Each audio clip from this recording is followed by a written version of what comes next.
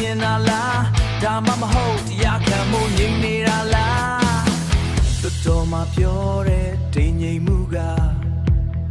ပြည်သူတွေကိုအကြောက်တရားနဲ့အုပ်ချုပ်ဖို့စီစဉ်နေတာလားဒါဆိုရင်တော့တို့ပြည်သူတွေကနာမည်လေးတော့သတ်မှတ်ပေးမယ်မင်းအွန်လိုင်းဆိုတဲ့ကိုမေကိုလို့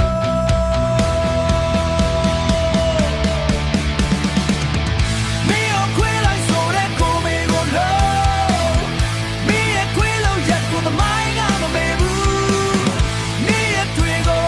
မတန်တင်ထားတနေ့တော့အမှန်တရားမင်းရှိမှ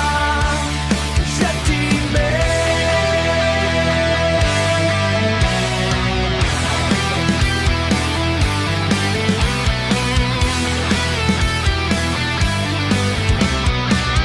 တရားမှုတွေညင်နေတယ်တည်င်းတွေထဲမှာအမှန်မဟုတ်ပဲလက်တွေဘဝမှာပါ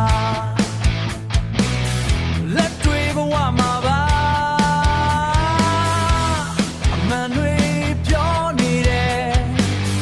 ကြောက်ရွံ့မှုကိုမျောလင်းချက်နဲ့အစားထိုးမဲ့နေရဲ့အသံတွေပြန်ထွက်လာမယ်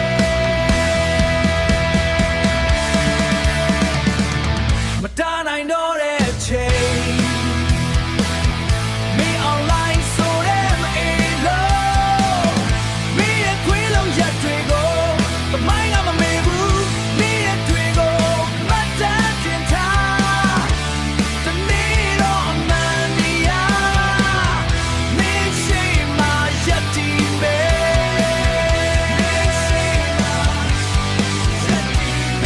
နာမည်မကြံတော့ရင်တော့လုံးရက်တွေကကြံနေမယ်သမိုင်းဆိုတာ